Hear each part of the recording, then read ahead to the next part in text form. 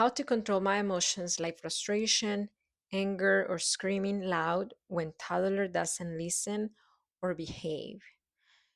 It's not about controlling emotions because the emotions come regardless. We cannot control when anger comes. We cannot control when frustration comes. We cannot control when sadness comes. And it's not about controlling our emotions because if we try to control them, we suppress them. If we try to control them, we deny them. If we try to control them, then we are not regulating them, we are not processing them. It's not about controlling our emotions, it's about feeling, knowing how to feel or all our emotions, knowing how to feel all our frustration in safety. Let me give you an example that happened today. So I have a son, an autistic son, and hygiene activities are so hard for him. He's 8 years old and he's twin. When I tell him, hey, go brush your teeth, he goes, no problem. Maybe I will have to tell him twice. But my autistic son is different. He cries and he hides and he kind of like lets me for a little bit, but then he rejects it because he's sensory overwhelming. I understand that is a sensory need. I understand that is because he has support needs. That is not that he's trying to be um, defiant with me. Nevertheless, the frustration comes because I'm a human. And after trying for more than 10 minutes to brush his teeth, and I know I need to move on to cook lunch, I need to move on to start my work day, I started feeling frustration. So it wasn't about controlling the frustration, it's about what am I going to do while I have this frustration. I told them out loud, I told them, Santiago, mom is getting frustrated right now. I feel frustration and I need to take care of my frustration. So I left the task aside for a minute. We were in the living room. I went to the kitchen and I literally did a plank. For me, holding something or doing something physical helps me work my frustration through. So I wasn't controlling my emotion. I was choosing how to live my emotion in a way that I did not take it on him or that I did not take him on his brother. I was dealing with the emotion and regulating the emotion differently. So I held a plank for about a minute until I started kind of sweating. And it kind of like when I stood up, I felt better. I felt like the frustration kind of like went through my body and out my body. And I was patient again and ready to go back to him.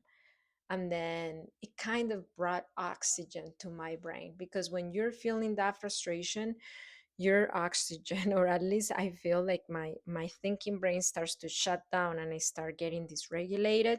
It opened my thinking brain again and I started troubleshooting ideas in my head. And I said, okay, how can I make this a lot more enjoyable? And I saw our cat.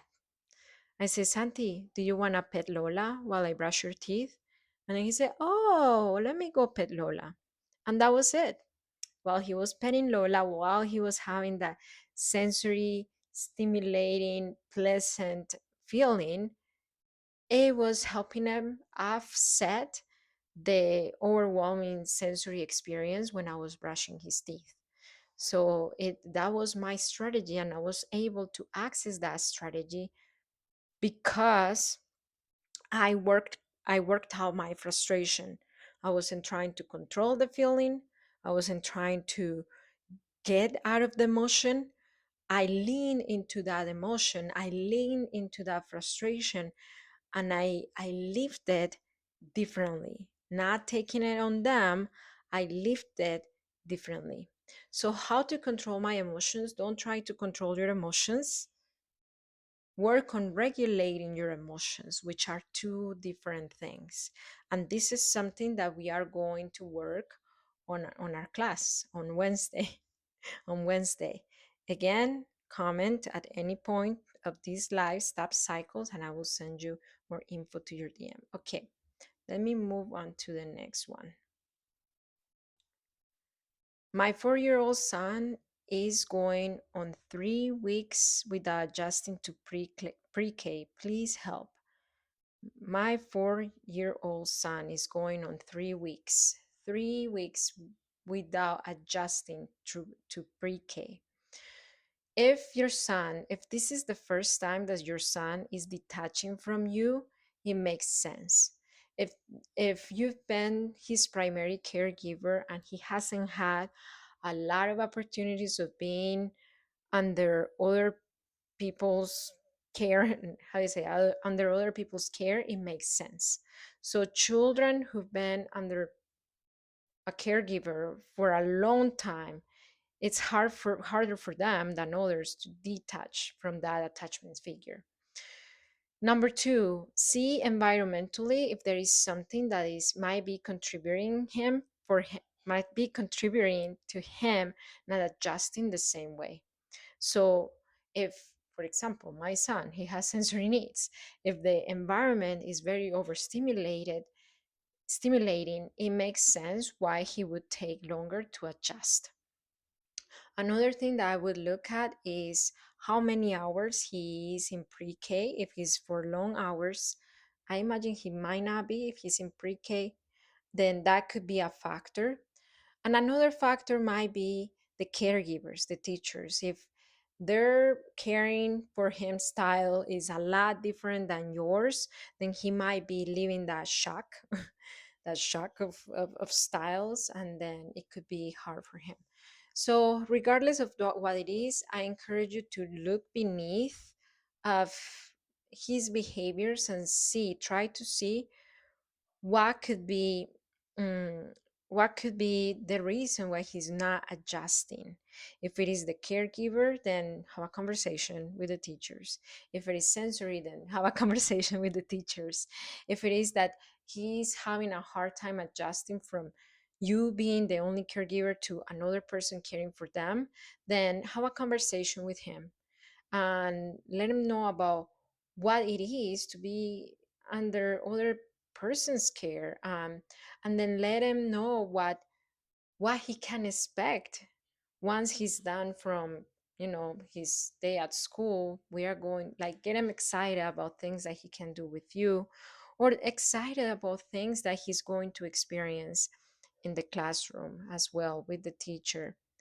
Um, but what I'm trying to say is, before anything, just look beneath it and see what could be causing him from not adjusting the same way than other kids. And ultimately, our children are going to learn to manage and regulate their big emotions by seeing us.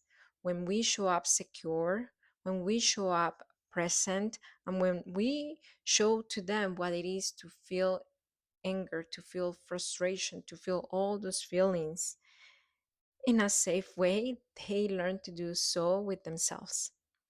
If you want to be a secure parent, I have an invitation for you.